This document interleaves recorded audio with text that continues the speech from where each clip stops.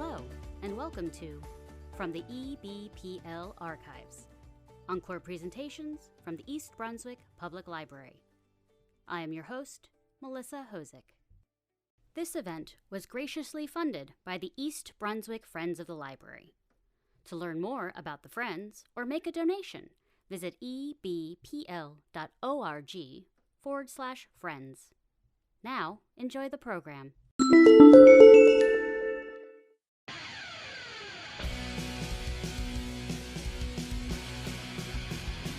Hey everyone, how's it going? It's Chris from East Brunswick Public Library. We are back with yet another installment of our weekly book review series. This week's episode is sponsored by the Friends of the Library in East Brunswick. They do so much great stuff for our library. They fund all our special events and programs, our museum pass service, even our EB Create Makerspace. So again, thank them for what they do. If you'd like more information about how you can join and support them, you can go online to www.ebpl.org/friends. So anyway, what are we going to talk about this week? You guessed it, pro wrestling memoirs. Why? Because it's a fun topic. Our first book is called Yes by Daniel Bryan. This is kind of a fun story. Daniel Bryan, his whole life's goal was to be a pro wrestler, and he was happy to do it at any level. And this chronicles his improbable rise to becoming the biggest pro wrestling draw in North America. He was just happy wrestling anywhere, but it's kind of interesting because he finds himself on national television in the face of a public company. And it's a story about how he was just happy to be nominated, and here he is, and he's the king of what he does. You should check it out. Our next book is Countdown to Lockdown. It's by Mick Foley, who's a New York Times best-selling author. He has written several books about his career, and I chose this one because it tells a really interesting part of his life.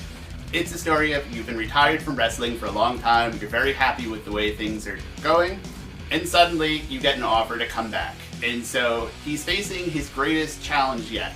It's not The Undertaker, it's not Triple H, it's himself in Father Time. So can he get enough strength to go back to the ring one more time and perform at a level that he feels is acceptable?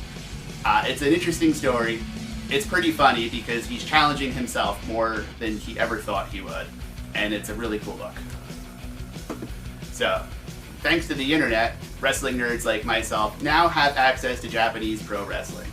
And there's only one book about Japanese pro wrestling in North America, and it chronicles the life of Shinsuke Nakamura. This is his book, King of Strong Style. It's kind of old in the sense that it was published a few years ago, but they finally put out an English language version of it about 2 years ago.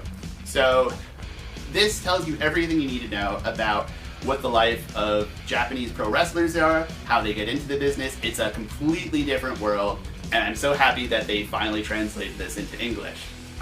Tokyo Pop, who you may know, they put out a lot of anime books and manga.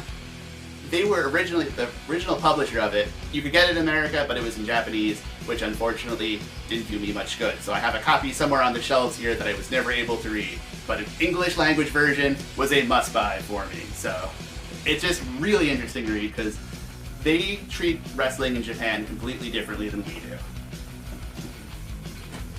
Our next book is called Hitman. It's the whole life story written by Bret the Hitman Hart.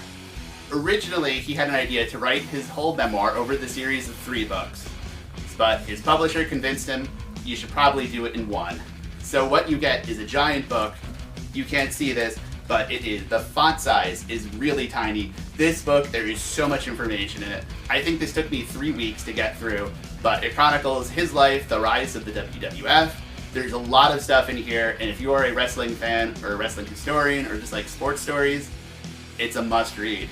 What's also interesting is that a lot of celebrity books, they take shots at their peers. Not only does he do that, but he takes a lot of his, self-criticism in there too. So he pulls no punches, especially for himself. And our last book is called A Lion's Tale Around the World in Spandex, and it's by Chris Jericho. He's one of the top pro wrestlers in the world. He's transferred over into mainstream success. He's been on TV. You always see him on VH1. This chronicles the early part of his career where he was wrestling all over the world. Canada, Mexico, Japan, and adjusting to living in the deep south of the United States. It's a fun look about somebody who's going out there and trying to live their dream. So you can get all these at the library. We hope to see you there soon. Again, special thanks to this week's sponsor, the Friends of the East Brunswick Library. Look them up online at www.ebpl.org/friends. Thanks, and see you later. Thank you for joining us for this week's Encore presentation. To join us for live programs, or to learn more about the East Brunswick Public Library, visit our website at ebpl.org.